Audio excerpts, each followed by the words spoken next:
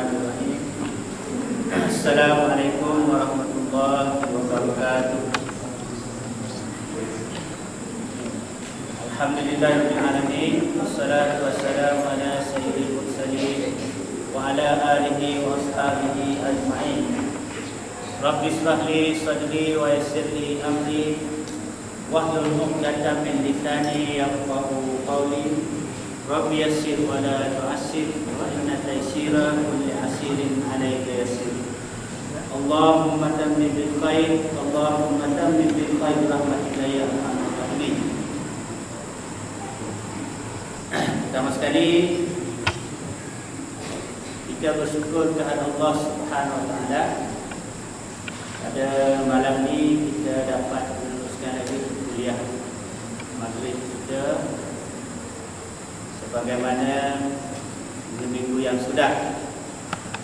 Jadi pada minggu yang lepas saya tak dapat bersama dengan awak semualah, ada masalah sikit. Jadi pada malam ni insya-Allah kita teruskan kuliah maghrib kita. Sebenarnya pada minggu lepas saya bercadang nak menukar buku, maksudnya kita bergili-gili lah. Cadangan daripada Farhan, dia kata kalau boleh kita bergili. Jadi pada malam ni saya akan baca satu kitab yang baru lah, berkaitan dengan fiqh, dengan fiqh. Maksudnya kalau kita baca musikah hadis tu, dia meliputi tidak termasuk dalam fiqh, walaupun ada dalam musikah hadis tu, tapi bab yang ketiga. Jadi saya kata nanti saya akan cari buku dia. Jadi pada malam ni insya-Allah saya telah pergi cari buku dekat Melaka. Saya jumpa sebuah kitab yang dinamakan Bidayatul Mubtadi wa Umdatul Aulad. Bidayatul Mubtadi wa Umdatul Aulad. Kitab ni kitab lama ni. Saya ingat saya dulu belajar masa saya kecil-kecil dululah. Saya belajar di surau. Dulu saya membaca kitab lama, kitab kuning. Tapi sekarang ni kitab ni telah ditulis semula dengan bahasa yang moden lah untuk kita belajar. Dia memang satu kitab yang asas untuk kita belajar berkaitan dengan semua bahagian. Dalam ni bukan sahaja berkaitan dengan hukum, dia ada juga berkaitan dengan bahagian akidah dan juga bahagian ibadat.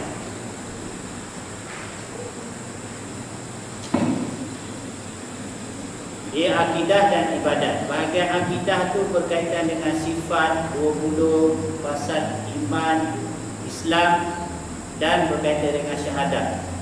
Bahagian yang kedua pula, bahagian ibadat ni berkaitan dengan bersuci dan sebagainya lah. Qada hajat, najis, berkaitan dengan solat. Jadi pada malam ni saya akan baca kitab yang baru ni, bab yang kedua lah, yang berkaitan dengan ibadat kepada Tuhan yang bernama Rahman. Kitab ini telah ditulis mula daripada bahasa Arab kepada bahasa Melayu dan telah dimodernkan oleh penterjemah dia Abdul Ghani Jabal Al-Maraki, Kota Baharu, Kelantan. Dia banyak kitab ni, dia ada kitab Muniatil Musalli, ada kitab Hidayatul Salikin, kitab lama yang telah diperbaharui. Jadi saya dapat kitab ni insya-Allah. Dan sebenarnya kitab ni dia asas. Kita boleh rujuklah kepada fiqh Imam Syafi'i.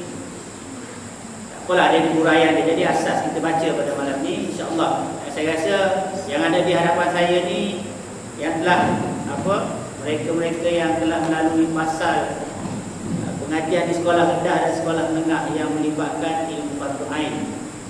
Itu kita dah belajar dulu, dah dah diuji dan sebagainya, tapi kita cuba refresh balik, kita belajar balik. Kalau masa belajar ni tak faham, boleh tanyalah. Kalau kita belajar fiqh ni, kita kena tanya. Kita tanya guru kita kalau kita tak faham. Takut ilmu yang kita pakai itu salah. Kadang-kadang kalau awak bertanya tu, saya pun baru ada masalah. Bila ada masalah, kita dapat selesaikan. Kalau tak dapat selesaikan malam ni, kita selesaikan hari yang lain. Mungkin malam yang lain kita selesaikan masalah tu.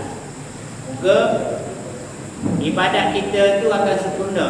Kadang-kadang kita beribadat, tapi ibadat kita tak sempurna kerana kita tak belajar berkaitan dengan fiqh, berkaitan dengan bersuci. Kita tak belajar. Kita tak belajar berkaitan dengan cara mengambil wudu, cara bersolat. Dan ilmu yang kita belajar tu tidak menepati, menyebabkan ibadat kita tu terbatal. Jadi insyaAllah pada malam ni kita cuba bacalah kitab ni pada pasal yang pertama, iaitu berkaitan dengan bersuci. Berkaitan dengan bersuci. Dalam kehidupan kita nak kehidupan kita bersih, bukan setakat zahir dan juga batin. Kadang kita bersih dari segi zahir saja. Dalam Islam pun menggalakkan kebersihan. An-nazafatu minal iman. Kebersihan itu sebahagian daripada iman. Maknanya kalau kita tengok orang tu kotor, misalnya persepsi kita mungkin dia adalah seorang yang pengotor, seorang yang tak mandi ke, baju dia tak basuh ke, pakaian dia ada najis ke. Jadi dia tidak menjaga kebersihan. Kebersihan itu melambangkan dalaman dia. Kalau kita pergi rumah orang, kita tengok rumah dia bersih ke tak bersih. Kalau kita tengok rumah dia bersih, cantik, susunannya, maknanya memanglah hati orang rumah itu bersih, hebat dia. Tapi kalau kita pergi rumah dia dengan keadaan yang kotor dan sebagainya, melambangkan keluarga tu berada dalam kekotoran. Mungkin kekotoran dari segi batin dia, mungkin dia tak semayang, mungkin dia tak baca Quran, mungkin hidup keluarga tu tak bahagia dan sebagainya. Kalau di sekolah, kalau pihak nazir dia datang sekolah kan, gimana dia pergi tandas itu? Itu biasa. Dia pergi tandas, tengok tandas. Kalau tandas sekolah tu bersih, mana sekolah tu bagus. Kalau dia pergi tandas sekolah tu tak bersih, kotor dan sebagainya, maka pengurusan sekolah tu pun tak bagus. Itu persepsi lah. Jadi kita kena bersih diri kita. Dari segi pakaian kita, dari segi badan kita kena bersih. Jadi malam ni kita nak belajar berkaitan dengan kebersihan. Dengan kebersihan tadi, amalan kita diterima oleh Allah SWT. Baik, hukum bersuci bagi hadas besar dan hadas kecil. Kita tahu ada besar dan ada kecil kan. Dan daripada segala najis.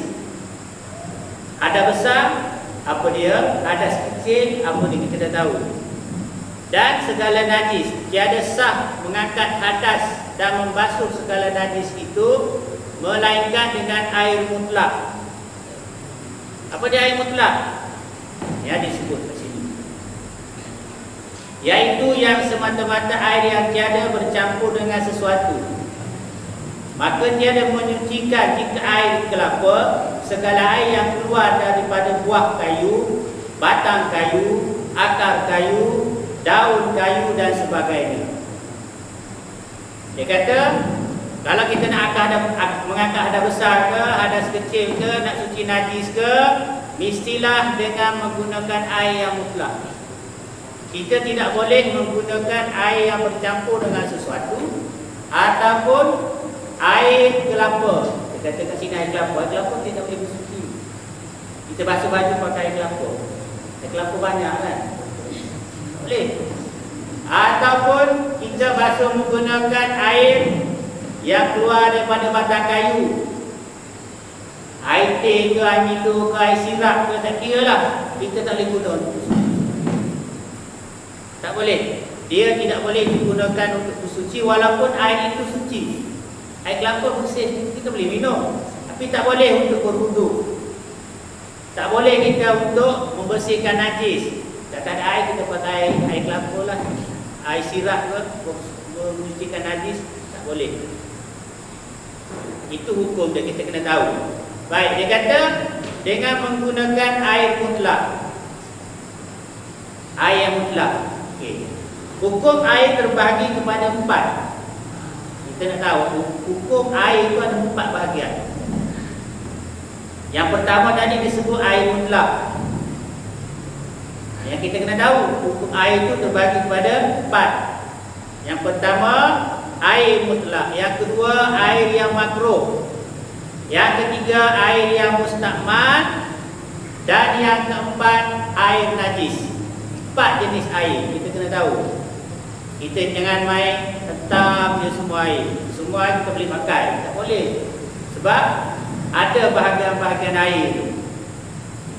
Tapi dia kata kat sini, air yang kita boleh guna untuk bagi bersuci tadi, air yang ada besar ke ada kecil ke, pada segala najis ialah air mutlak. Apa dia air mutlak? Yang pertama air mutlak itu air hujan. Semua tahu air hujan. Air yang turun. Kalau hujan tu turun banyak, dia jadi banjir.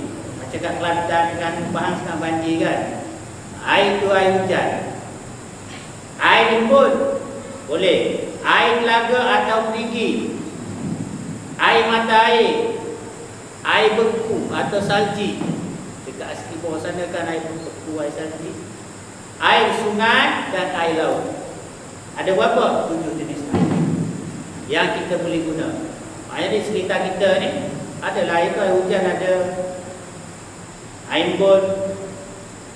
Pernah kita bersuci guna air embun?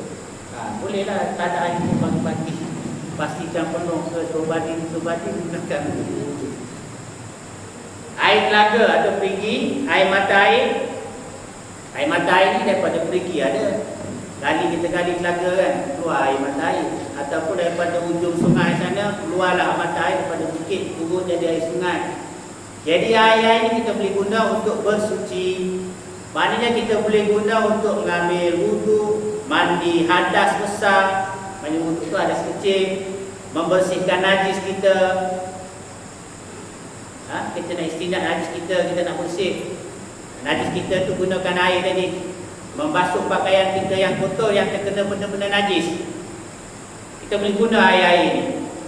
Itu yang pertama, yang kita boleh guna air. Dia kata air mutlak. Yang kedua bahagian air yang kedua ialah air yang makruh, yang dimakruhkan memakainya. Air itu air mutlak juga, tapi makruh kita pakai. Iaitu air yang sangat hangat dan air yang terjemur pada matahari. Maknanya kita air itu dijemur pada matahari yang panas, ataupun air itu air masak. Kita masak air satu periuk ke, kita gunakan air itu untuk berwudu. Makruh, kerana boleh mencederakan badan kita. Tak boleh pakai lah air itu. Dia kata panas seperti di Mekah, Madinah dan negeri yang berhampiran dengan keduanya, maka tiada makruh memakai air yang terjemur pada negeri yang sederhana. Kalau misalnya di negara kita kan kadang-kadang air panas juga kan. Kita pergi ambil wudu dekat paip, kita buka paip, panas dia air. Panas-panas suam kan. Boleh air itu pakai. Tidak kata tak makruh. Ataupun olah mancing itu berada di kawasan luar, dia panas air itu, panas suam-suam buku. Itu tidak makruh. Air yang panas mesti menyebabkan air itu terlalu panas hingga mencederakan kita. Makruh kita pakai air itu. Tak boleh pakai.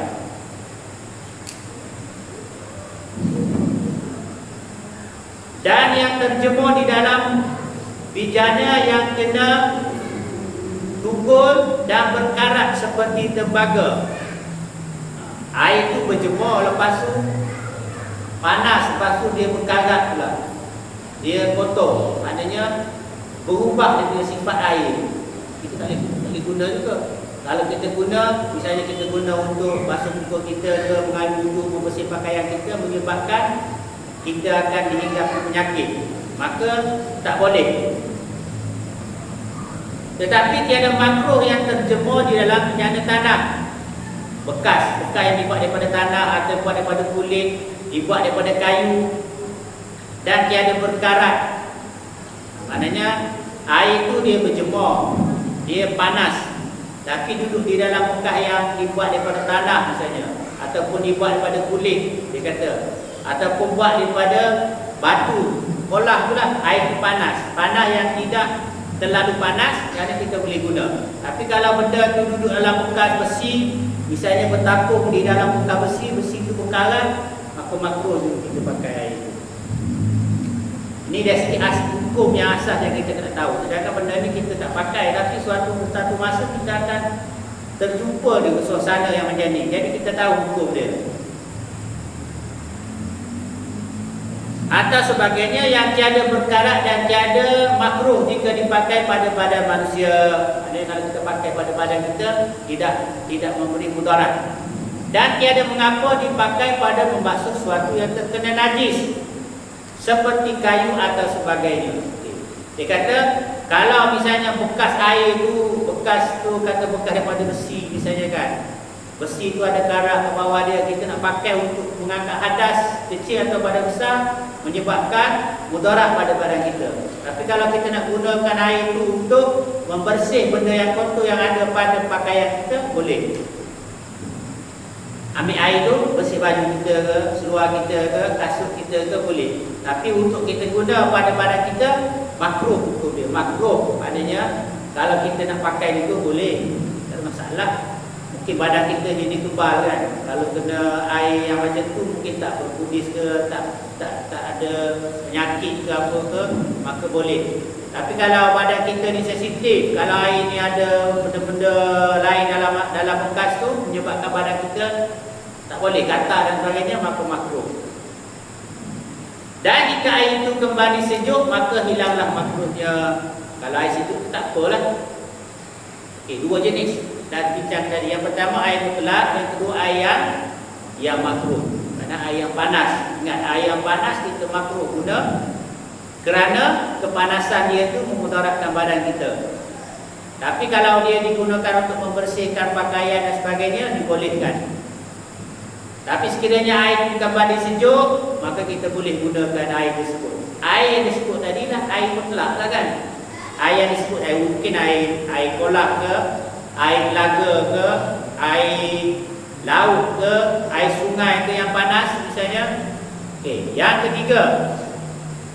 ketiga ialah air yang mustakmal, iaitu air yang kurang dari 2 kolah yang tercerai daripada anggota yang fardu pada membasuh anggota selepas berniat mengangkat hadas, sama ada hadas kecil atau hadas besar. Baik, air mustakmal ni dia air mutlak juga, tapi dia kurang daripada 2 kolah.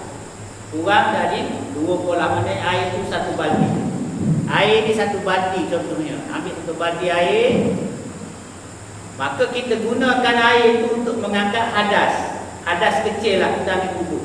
Maka air itu kita ambil, kita nak ambil wuduk, basuh tangan. Air yang keluar daripada, jatuh daripada tangan kita itu beruncit masuk dalam baldi yang kita guna tadi. Maka air itu mustakmal. Maka dia tak boleh guna untuk mengambil. Sebab tu kalau kita mengambil wuduk, kita kena mengambil air yang mengalir daripada atas macam paip. Kalau kita nak ambil air daripada baldi tu, kita nak ambil, kita kena berhati-hati. Kata ulama, pada niat yang pertama tu kita kena berhati-hati. Kita ambil, kita niat, kita pun sapu muka kita. Contohnya kita mengangkat hadas kecil lah pada wuduk. Maka air itu jangan terpencit masuk dalam baldi tadi. Kata ulama, kalau masuk juga dalam tu pada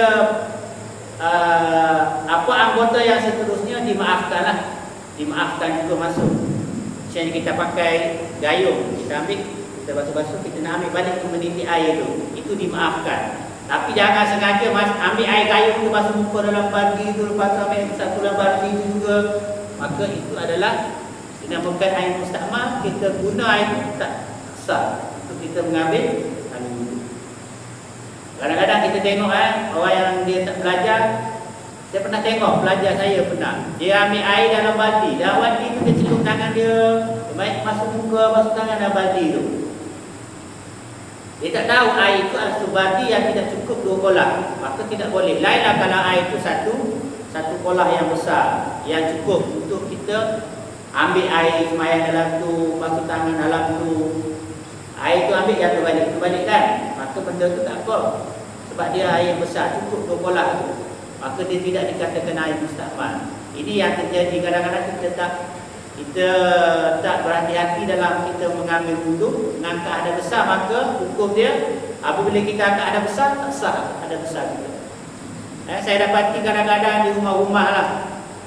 Biasa rumah-rumah yang kecil-kecil, rumah setinggan, kita pergi tengok, kita perhatikan dalam bilik air itu adalah bekas kecil.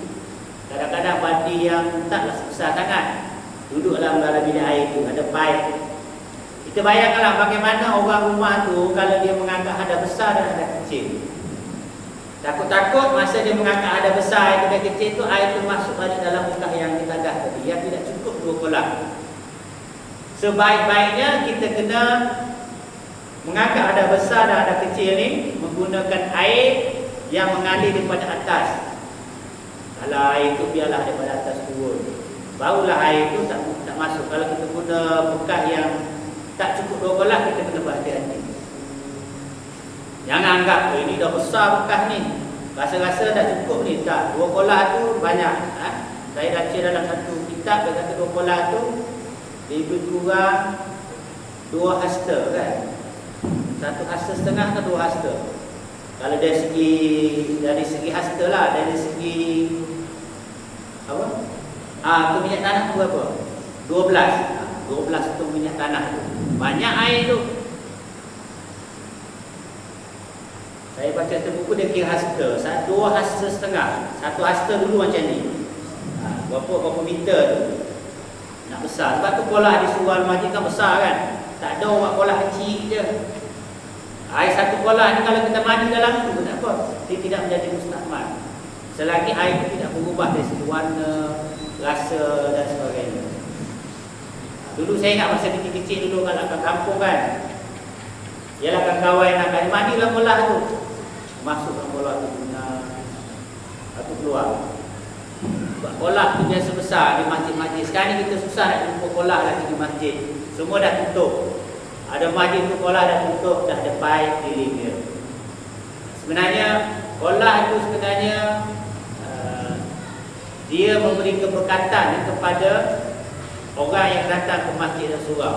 Kolah itu adalah salah satu daripada keberkatan ukhuwah sesama Islam. Orang pergi semua ambil duduk kat sana. Awak di situ, saya di situ, semua ulama datang di situ, ustaz mana pun datang di situ, semua orang pergi ambil air di kolah tu. Maka air dalam kolah tu berkat. Air muka ulama ada, air muka ustaz ada, air muka penyangak pun ada, semua ada dalam tu, campur-campur. Jadi air yang banyak itu dia memberi keberkatan. Dalam perubatan Islam saya belajar, salah satu kaedah kita untuk merawat pesakit ni, kita kena cari air 7 kolah, 7 masjid. Pernah saya cakap dengan pesakit saya, makcik kena cari air 7 kolah, 7 masjid untuk merawat anak makcik ni, supaya dia mandi dengan air ni. Wah, dia cari satu Melaka ni, pergi masjid sana. Saya kata masjid sana ada kolah, masjid sana ada, masjid sana ada. Dia pergilah cari, isi botol. Kerana keberkatan. Sekarang mana ada ni? Tak ada. Dekat masjid tak ada. Masjid ni ada masjid, ada masjid, ada kolah. Tak ada. Sepatutnya ada kolah besar ke belakang. Ya. Kampung saya kolah dah tak ada lah. Saya balik 2-3 tahun yang lalu, dia dah tutup. Keliling ni ada pipe. Air masuk dalam tu je lah. Jadi tak ada lagi kita punya berkat air tadi. Ingat, air tak cukup 2 kolah, itu tak boleh guna untuk mengangkat hadas besar dan hadas kecil. Begitu juga dengan kita membersih pakaian kita. Kita bersih pakaian kita, air yang dah mustakmal tadi kita tak boleh guna lagi lah. Kita kena ambil, jangan bagi air itu masuk balik dalam tempat yang kita membasuh. Itu yang ketiga kita kena faham dari segi air. Okey. Dia kata tiada menjadi mustakmal. Okey, air itu tak jadi mustakmal sekiranya pertama air itu 2 kolam. Maknanya bagaimana sebut tadi lah, cukup. Air besar banyak, air 1 kolam. Cukup. Maka kita boleh mandi situ, ambil air semayang situ. Air juga kita wudu jatuh dalam tu tak apa, mandi hadas besar pun jatuh balik dalam tu tak apa. Ataupun mandi sungai, sungai besar kan, tak ada masalah lah. Kita mandi kat sungai, tenggelam terus dalam sungai. Kita nak angkat hadas besar ni, kita terjun dia sampai kat sungai tu, kita terjun dia niat terus komplit kita punya angkat hadas besar. Sebab dah tenggelam semua, dah basah kan. Contohnya macam tu lah. Sebab air yang banyak. Jadi orang tanya, ada saya belajar dululah. Ada orang tanya, Ustaz, bagaimana kita nak mandi kat sungai, nak niat ketika mana? Kalau biasa mandi kat sungai, kita turun kaki dulu kat sungai kan. Takkan masa dah cecah air baru niat. Biasa niat setelah air tu disiram dari kepala. Jadi saya kena tunduk kepala saya kat sungai lah dulu. Bagaimana ni? Saya kena buat tazan lah. Tinggi nak atas bukit, terjun dalam sungai. Cecah kat sungai tu niat. Awal itu Rabbah Hadas Akbar baru masuk. Itu pandai-pandai lah. Dia tak semestinya apabila air sampai ke kepala. Apabila kita dah masuk ke sungai tu, kita nak siram, kita niat lah untuk mengangkat hadas. Dia kata tiada mengapa jika bercerai daripada anggota yang sunat. Tak apa. Seperti air yang tercerai pada membasuh pada pergelangan tangan. Dia kata kalau air tadi yang digunakan dalam bekas yang sikit tu, kita ambil anggota sunat. Misalnya kita basuh tangan, itu dia kata basuh tangan, lepas air yang kita basuh tangan jatuh balik dalam bagi kita tu, maka tidak dikatakan mustakmal, kerana itu adalah anggota sunat. Ulama kata boleh. Kita kena jaga pada anggota yang wajib sahaja. Dan tiada mengapa air yang dicerai daripada anggota yang fardu pada membasuh yang sunat, seperti air bagi mendua dan meniga. Anggota fardu, misalnya kita basuh muka, kita ambil basuh muka. Yang pertama kan, air pertama tak jatuh dalam baju. Kita pun ambil kali kedua untuk basuh muka lagi, sebab 3 kali kan. Air yang kedua tu jatuh dalam baju, maka tak mengapa, dia kata tak apa juga. Yang tadi yang pertama yang sunat, kita basuh tangan, sunat masuk baju tak apa. Kita basuh muka kali pertama tak masuk, kali kedua tu masuk, tak apa juga. Sebab dia kata untuk mendua dan meniga tak apa. Tapi kita kena berhati-hati lah masa mengambil wuduk dalam baju tadi.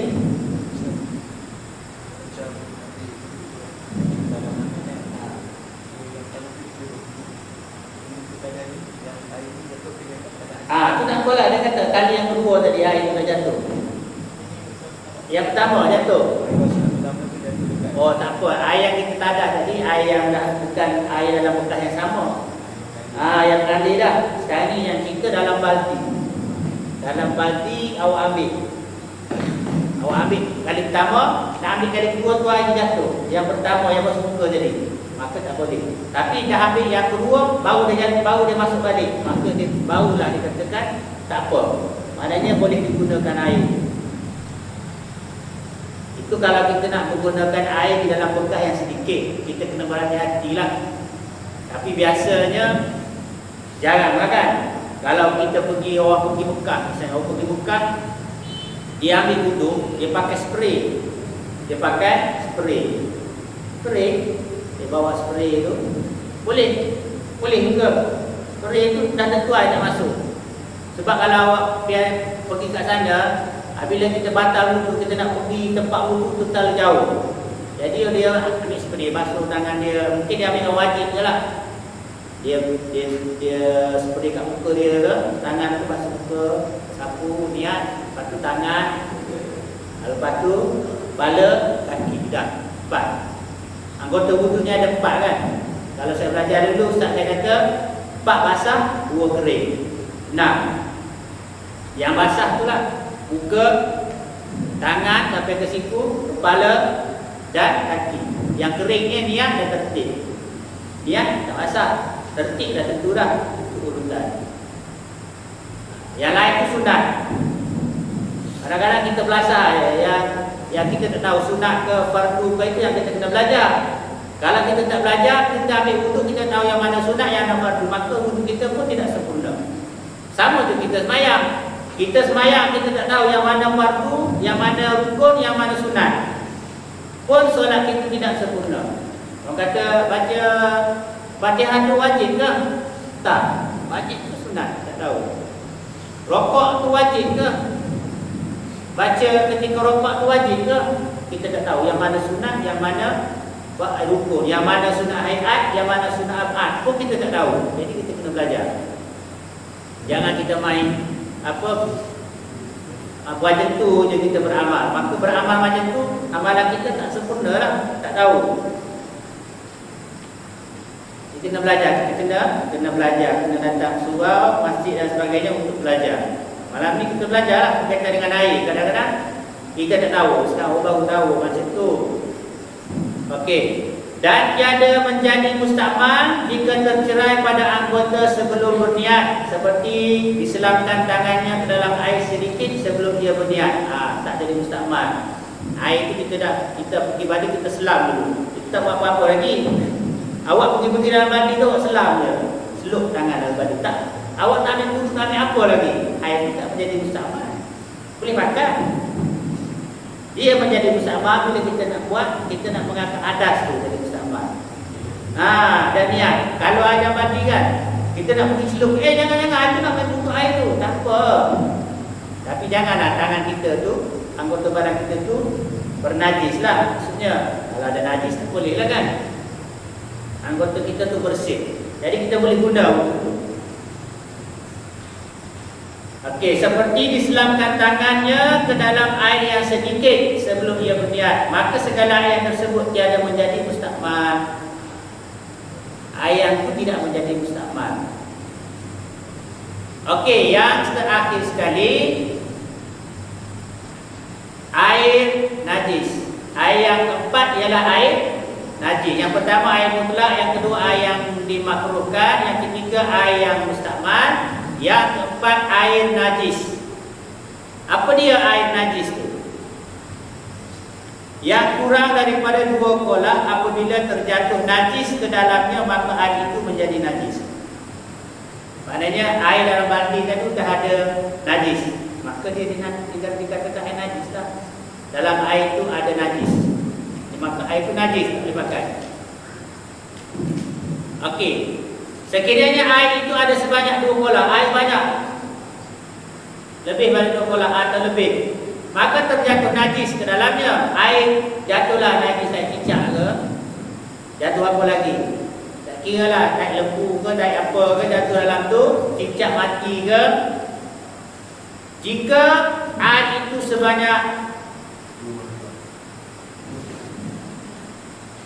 maka air itu menjadi, dan jika air itu sebanyak 2 kolak atau lebih. Okey, jika air itu berubah, maka ia menjadi najis.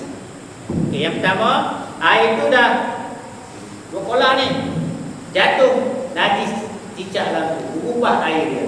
Daripada air jernih tu jadi air tu, ataupun jadi hitam ke, jadi apa ke, maka dia menjadi najis air tu. Tak boleh pakai lah, walaupun dia banyak. Dan jika tiada berubah, maka tiada najis. Tapi kalau tak berubah, tak najis. Dia kata apa yang dimaksudkan berubah di sini, dia dikehendaki dengan berubah itu ialah berubah rasa atau baunya. Maksudnya kita rasa air itu dah tak tawar lagi dah. Macam ada masa-masa air satu kolah ni, dah mungkin dah tak pakai 2 bulan tak pakai, ataupun dah tak bersih lama, hitam dah dalam tu. Kita nak berkumur pun dah tak lalu kan, rasa macam masin, masam dan sebagainya, maka tak boleh. Ataupun bau dia ada bau hanyir, tak boleh lah. Kita kena bersihkan dia punya olah tu, tempat tu. Warnanya juga, warna pun berubah juga, daripada putih dah jadi warna hitam, maka air itu najis. Itu air yang dalam kolam. Tapi kalau air sungai, dia dulu air jernih, lepas tu dah jadi air merah, air putih ke, dia banyak. Itu tak apa, sebab dia Dia banyak. Air itu mengalir dan banyak. Dan tanah itu bukannya najis kan?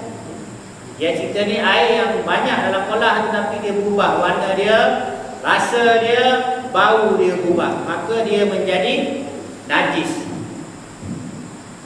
Okey, di sini ada ukuran air 2 kolah. Jika disimpan di dalam bekas, 4 persegi adalah kedalamannya dan keluasannya pada tiap-tiap persegi itu 1 hasta dan 6 jari. Ada dah ini tulis 1 hasta dan 6 jari. Balik lagi 1 hasta tu berapa meter dan 6 jari. Itu yang apa cakap itu berapa minyak tanah? 12. Mungkin dia dah timbang, dia dah ukur. Kalau macam ni banyak ni.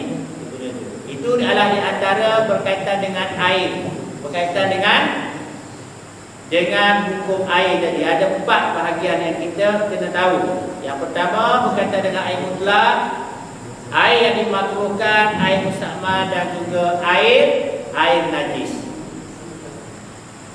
Okey. Seterusnya kita masuk kepada bab yang kedua berkaitan dengan qada hajat. Qada hajat iaitu kita membuang air besar, membuang air besar dan air kecil. Ada 10.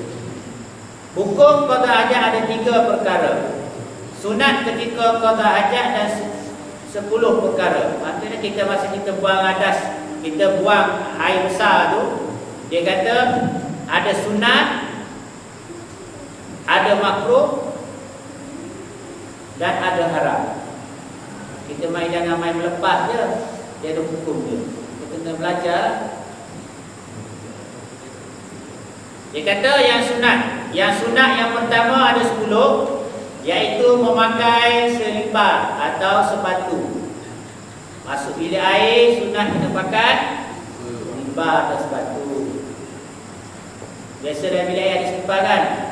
Pakai, jangan main pakai gitu je. Tak dapat pahala sunat lah. Menutup kepala. Dalam hadis Nabi ada orang yang masuk bilik air tutup kepala, maka iblis akan tinggi atas kepala dia. Dia berak, iblis pun berak juga atas kepala dia. Dia buang, iblis pun buang, kencing dan sebagainya. Yang ketiga, menghadirkan air, batu atau sebagainya. Maksudnya batu masuk bilik air kena ada air. Dan masuk bilik air tak ada, macam mana?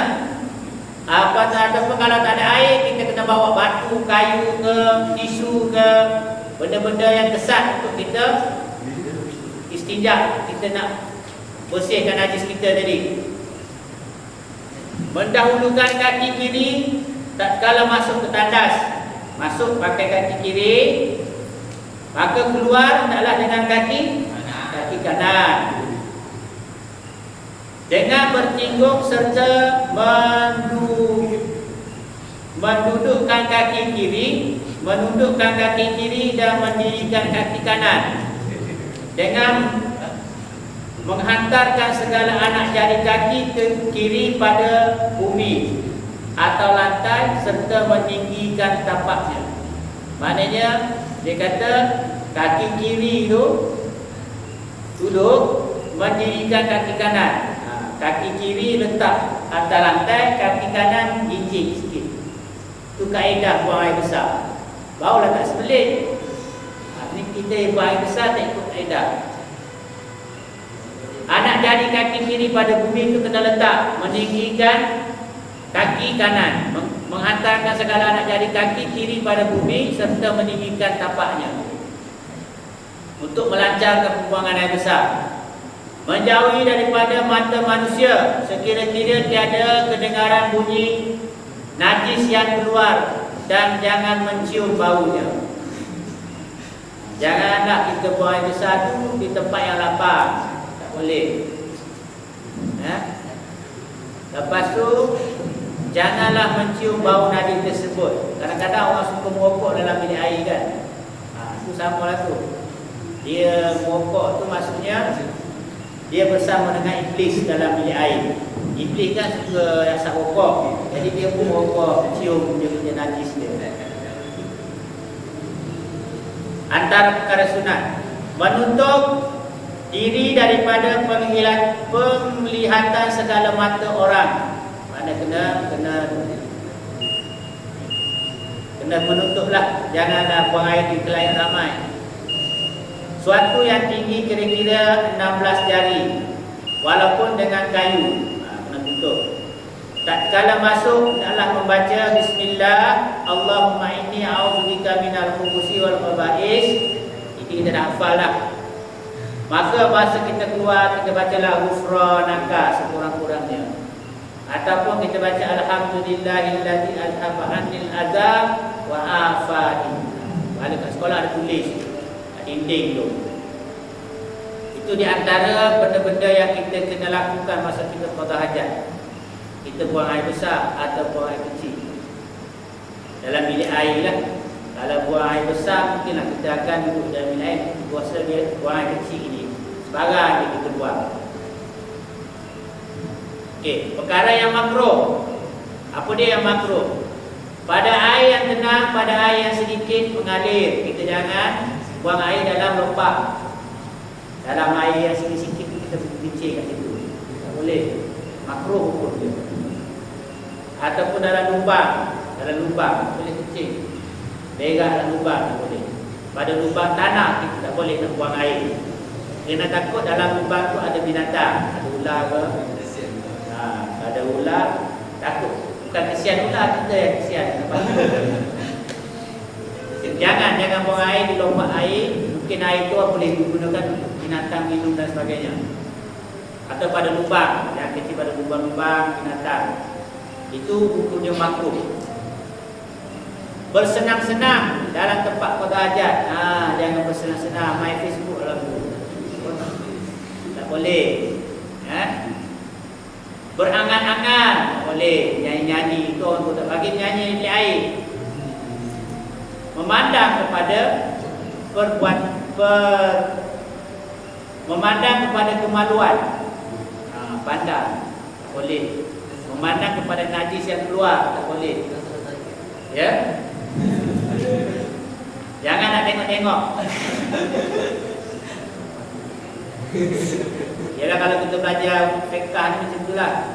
Kita jangan segan. Ustaz saya dulu pun mengajar pun terbuka lagi perempuan. Jangan nak tengok-tengok buang air, makruh.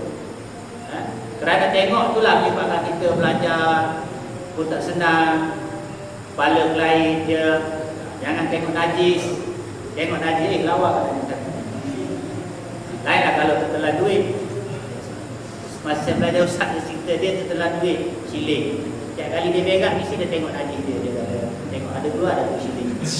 Esok dia buang air, tengok lagi ada tak keluar ada siling. Sampai keluar baru dia buat hati. Itu macam mana kan? Paksa. Kita jangan tengok.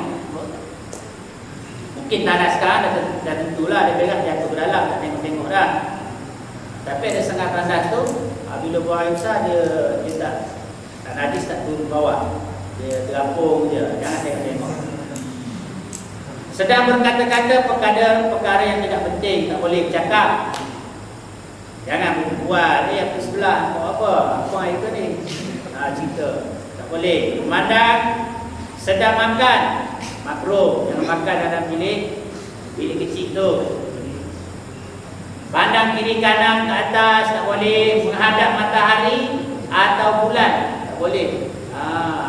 Malam-malam berak menghadap ke bulan atau berak kat tengah padang tu tengok matahari tak boleh. Ataupun belakang ke matahari dan bulan. Menghadap angin, terutama angin yang kencang, lagi sangat makruhnya. Tengah himput ni kita berak, tak boleh, bahaya. Suka seronok himput kan? Tengah nak banjir himput ni kita pun makruh. Okey, yang akhir sekali, haram pada qada hajat pun ada 10 juga. Tadi makruh ada 11, haram pada qada hajat ada 10. Haram ni mana buat dosa lah. Kalau tak buat dapat pahala. Benda haram tak dibuatlah, kita elakkan. Haram ni tidaklah seperti haram minum dan sebagainya. Tapi hukum dia haram dari segi hukum fiqh dia, hukum qada hajat. menghadap kiblat. Kiblat sana kan, kita pun perak menghadap sana juga. Kiranya tempat lapang, lainlah kalau tempat tu tertutup. Tertutup tak adalah kan. Ataupun membelakangkan kiblat pun tak boleh. Membawa sesuatu yang tersurat dengan Al-Quran, hadis, kitab, sesuatu yang tersurat nama Allah, nama Muhammad, nama malaikat, nama Nabi atau sebagainya, haram. Berhati-hati ya. Kadang-kadang kita pakai baju. Biasanya baju lah. Baju ni ada tertulis nama Allah ke, nama Nabi ke, hadis Nabi ke. Kita buat t-shirt kan. Lepas tu buat t-shirt kita jangan tulislah nama-nama Allah dan sebagainya. Takut t-shirt yang kita pakai tu kadang-kadang kita bawa ke atas. Bawa warna besar dan sebagainya. Tandas tak boleh lah. Kadang-kadang kita letak Quran dalam beg. Ada cikgu di sekolah saya, dia tanya, Ustaz, kalau saya bawa handphone saya boleh tak? Handphone saya dalam handphone ada Quran. Dan handphone kan canggih kan? Dalamnya ada satu Quran handphone saya. Saya bawa boleh tak? Wah, sebab dia dalam dia tak nampak tu dalam ni perisian. Lainlah benda yang tertulis. Macam kita lah, kita menghafal Quran, kita masuk tandas. Quran adalah ada kita kan? Sama lah, benda yang tak nampak. Tapi kalau benda yang nampak tak boleh. Tak kupiah kita kan tulis nama Allah. Kita masuk dalam tandas dengan kupiah sekali. Memanglah nak ambil sunat untuk kepala, tapi ada tulis nama Allah. Haram hukum dia. Kena berhati-hati ya. Membaca di dalam tandas. Baca dalam tandas, baca Quran, zikir.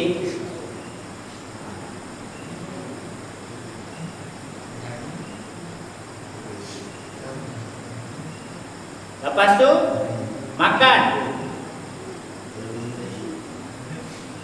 dalam tandas pun tak boleh.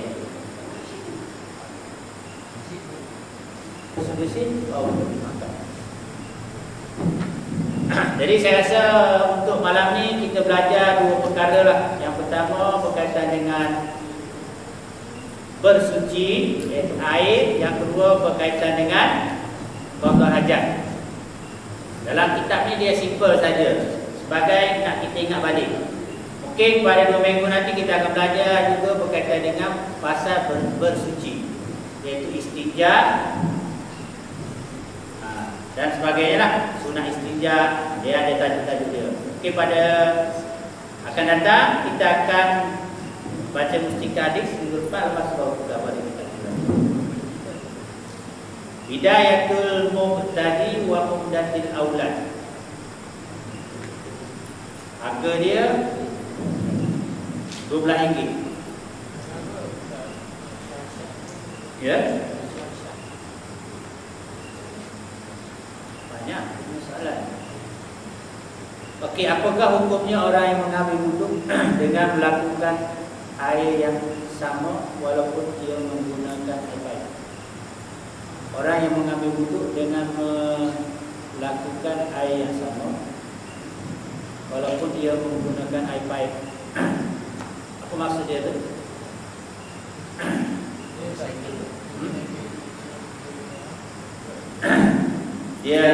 Dia ambil, lepas tu dia air paip tu dia basuh tangan, lepas tu gosok. Gosok ulang kali. Tak apa. Air tu kita air paip kita ambil tu kan. Ni atau air tu kita dah ambil, jatuh kita ambil balik bawah tu. Tak boleh lah. Kita ambil dulu, dah kan, kita ambil tak ada, kita basuh muka. Air tu memang ada lah, kita berkosok kan. Itu tak apa, itu untuk meratakan air. Tapi kalau dia guna untuk membersihkan najis tu, dia kena buanglah najis dulu. Katalah kat tangan kita ni ada najis, ada getah, kita kena buang getah tu dulu. Kita jangan gunakan air untuk bersihkan getah tu. Kita bersihkan dulu najis. Kalau misalnya mandi hadas, air mani yang melekat pada badan tu kita buang dulu.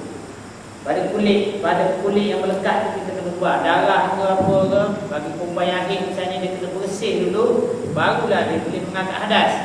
Jangan menggunakan air hadas untuk membersihkan. Kita takut dia tak bersih. Jadi di antara sunat mengangkat hadas kecil besar ni, kita membersihkan najis sebelum kita mengangkat hadas. Kita pastikan tangan kita ni dah bersih, semua baru kita tak ada hadas. Jangan tangan kita ni ada darah lah, ada apa, terus pergi angkat hadas. Kita takut tidak terangkat hadas kerana ada bahan-bahan tersebut yang menghalang untuk air mengalir pada tangan kita. Macam mana duduk ketika buang air kecil dan air besar? Besok saya tunjuk. Tadi kan dia sebut tadi kan, dia kata kaki kiri tu rapatkan ke tanah, kaki kanan tu injek sikit. Faham tak? Sengitlah sebelah. Yang ni rapat, kiri ni rapat, yang ni macam tu, macam yang belakang ni. Maknanya kita punya najis kita ni dia akan mengalir. Itu kaedah Rasulullah ajar kita macam tu. Supaya dia menyenangkan pembuangan air besar. Angkat. Saya pernah sekarang di satu stasiun dia pusing. Biasa kalau kita boleh pusing air besar. Kecil tak pasti semakin tangan. Oh, dia ada beza air besar dan air kecil. Saya tak pasti.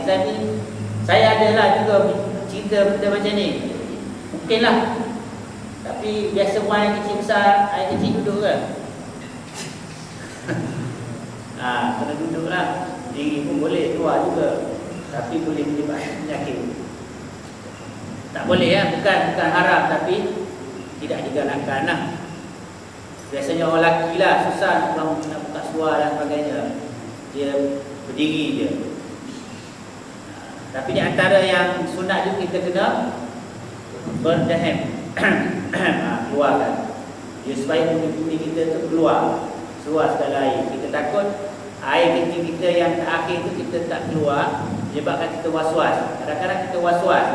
Kita dah buang kecil kan, kita dah keluar masa terkucil lagi. Betul ke ni? Jadi kita kena berdahem supaya dia keluar habis. Ya. Itu yang masalah terlawas tu, air kencing yang selalu tu disebabkan amalan dia, di antaranya itulah dia selalu kencing. Dia tak mengamalkan kaedah tu, lepas tu kencing satu diri ke atau menahan kencing dan sebagainya. Tahan kencing menyebabkan kencing dia tak lawas. Undi kencing tu keluar tak habis. Dia kencing lepas tu, itulah kadang-kadang semua orang duduk bilik air lama sebab dia tak lawas.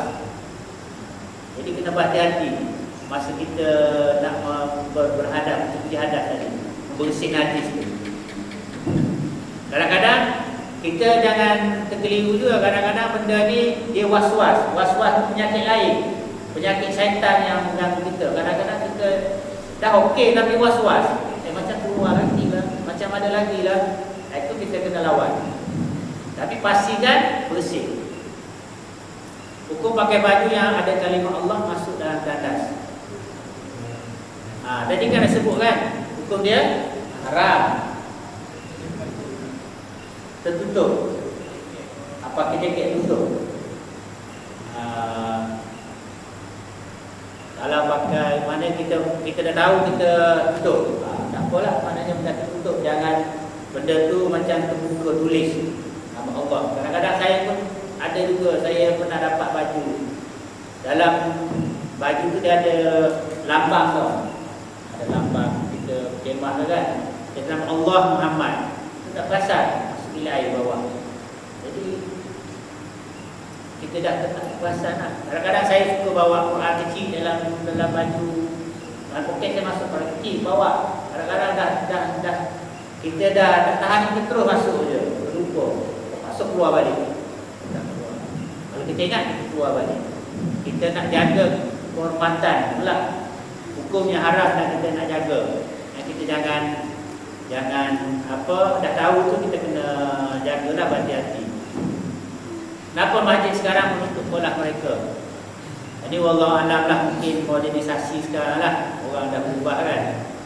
Mungkin orang tak nak cuci sekolah lagi kan, baik tutup. Kalau tak tutup, sekolah tu kena cuci dia, sebulan sekali kena bersih. Kalau saya ke kampung dulu, saya ingat memanglah sebulan sekali dia tu jaga bersih sekolah. Kerana tak cicak lah apa masuk. Sekolah kan dia duduk bawah kan, cicak apa semua berak, air ubah. Kadang-kadang kolak itu pun ialah yang sebagaimana saya cakap, ada baik ada buruk dia. Yang baik itulah semua orang duduk kat situ, ustaz kita duduk kat situ, semua ada berkah dia. Tapi nak bersih, nak jaga tu kena juga.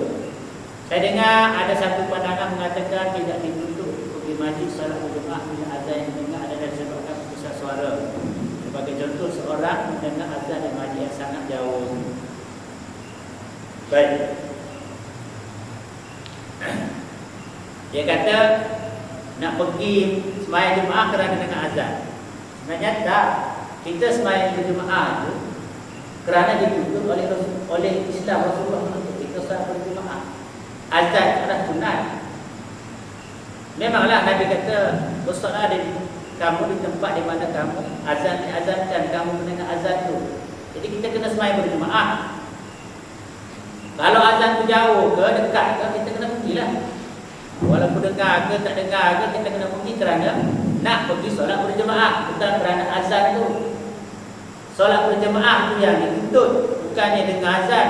Dengar azan baru solat jemaah, tak dengar azan tak payah nak pergi solat berjemaah. Tak. Azan tu sunat. Dia tak pakai pembesar suara ke, pakai pembesar suara itu zaman perubahan zaman. Dulu orang tak pakai pembesar suara, orang pakai bunyi apa? Beduk tu kan. Itu salah satu melambangkan bahawa dah masuk waktu. Kita pergi sembahyang Jumaat berjemaah. Azan pun kita tak dengar. Dulu kat kampung saya ingat, tak dengar azan, tapi dengar benda tu kan, bunyi tu, dah masuk waktu. Kita pun pergi. Jangan kata tak payah pergi kerana kita tak dengar azan, tak boleh. Kita kena pergi juga. Kerana untuk solat berjemaah. Bagi lelaki lah, bagi perempuan tidak digalakkan untuk bersolat berjemaah. Sekiranya dia pergi ke masjid atau surau tu memberi fitnah pada dia, boleh. Lainlah kalau dia ada suami, pergi dengan suami. Mungkin dia tak ada anak. Kalau ada anak macam mana? Jadi memberi fitnah kepada dia, memberi fitnah kepada masyarakat, menyusahkan hidup dia, biar dia solat di rumah. Pahala sama je. Suami dia semayang kat masjid dapat 27, dia semayang seorang pun dapat 27. Suami dia berzikir dapat 27, dia pun dapat juga. Suami dapat pahala melangkah tu ke masjid tu, dia pun dapat. Orang perempuan senang dapat pahala, senang dah masuk syurga. Syarat dia suami dia seorang yang iman kepada Allah. Mereka boleh mengatakan tidak mahu solat berjemaah di masjid dengan alasan-alasan selain uzur. Sebagai contoh, ada mengatakan tidak mahu datang masjid untuk berjemaah kerana jauh dan akan memenatkan. Maknanya kalau solat berjemaah itu hukumnya bukannya fardu kita berjemaah. Nabi suruh kita berjemaah. Solat berjemaah tu. Solat bersendirian boleh, solat berjemaah pun boleh. Kalau dia dah nak pergi masjid solat berjemaah, dia sembahyang sendiri kat rumah. Pahala dia sikitlah. Tapi Nabi memberi amaran keras kepada orang yang tak solat berjemaah. Pernah saat pada zaman sahabat, Nabi nak suruh sahabat bakar rumah orang tak datang untuk solat berjemaah. Jadi janganlah kita memberi alasan kita tak nak datang masjid untuk solat berjemaah kerana jauh atau penat. Kalau rasa jauh, rasa penat, kita solat berjemaah kat rumah kita. Solat berjemaah di bilik kita. Kan? Kat bilik kita kan ada kawan kan. Okey, kalau kita main jemaah, kau jadi imam, aku jadi makmum. Salah kan? Boleh. Datang jauh kat masjid duduk jauh sangat ataupun hujan dan sebagainya, boleh. Tak jadi masalah. Yang penting kita solat berjemaah. Kerana berjemaah tu pahala dia 27. Dah tentu dapat 27. Sebab itu adalah hadis Rasulullah. Kalau kita sembahyang tak khusyuk ke, sembahyang khusyuk kan dapat. Allah kira sama saja pahala dia. Jadi kita tak boleh lah kata kita tak nak datang kerana jauh dan sebagainya. Tak boleh. Kerana itu adalah yang dituntut oleh Rasulullah SAW. Apakah hukum solat berjemaah? Boleh mengatakan fadilatnya solat berjemaah, apakah kita tidak solat berjemaah? Ayah sebut dah fadilat dia lebih kan 27. Pahala melangkah datang ke masjid dan surau, banyak pahala Allah akan tingkatkan kita, darjat kita, ampun dosa kita dan sebagainya. Lepas tu kalau saya datang naik motor Ustaz, naik motor pun sama lah, dapat pahala juga. Naik kereta ke naik motor ke, jalan kaki ke, Apakah implikasi kita tidak solat berjemaah? Solat berjemaah tu di masjid atau di surau, yang pertama dia boleh merapatkan silaturahim. Kita boleh berjumpa, saya boleh berjumpa dengan awak, berjumpa dengan kawan dan sebagainya. Itu di antara dia. Kalau kita asyik sembahyang kat rumah aja, yang pertama dari segi pahala dah tentu kita tak dapat. Belum tentu kita solat kita bagus. Kadang-kadang sembahyang di bersendirian ni, dia ada tiga amalan binatang yang Rasulullah kata jangan kamu lakukan waktu kamu bersolat. Kadang-kadang kita sembahyang seorang ni tiga ni salah satu ni kita lakukan. Yang pertama, sembahyang seperti burung belatung. Sembahyang cepat sembahyang seorang. Kita sembahyang kampung berjemaah kan lama sikit kan. Imam slow kita slow. Imam cepat kita cepat. Kalau kita seorang laju semacam je. Itu Nabi kata jangan amalkan. Yang kedua, yang ketiga ni, ini amalan lah. Jangan kamu sembahyang seperti unta. Unta ni kalau dia bangkit daripada bangun, dia akan buat kita dulu. Jadi kalau kita sembahyang, kita jangan bangun macam tu. Jangan kita angkat bangun kita dulu baru kita bangun. Daripada sujud lah. Yang ketiga, jangan lakukan seperti anjing masa sujud. Masa sujud, tangan tu jangan letak seperti anjing tengah duduk, sedang duduk. Letak macam tu. Saya pernah jumpa orang tua, dah tua dah, tapi semayang itulah. Nak tegur orang tua. Saya semayang sebelah dia ni, saya angkat tinggi-tinggi, suruh dia pasti, saya sujud dulu. Dia tak faham juga. Orang tua ni kadang-kadang kita kena ajar dia, kita kena tegur dia lah dengan hikmah. Jadi kita kena belajar, jangan kita semayang tu buat macam tu. Kerana Nabi kata Nabi tak suka orang yang beramal dengan amalan macam tu. Tiga jenis binatang yang Nabi sebut tadi. Itu dia. Okeylah, saya rasa itulah di antara soalan-soalan yang sampai ke saya ni dapat memuaskan hatilah. Kalau rasa tak faham lagi, kita boleh bincang lagi.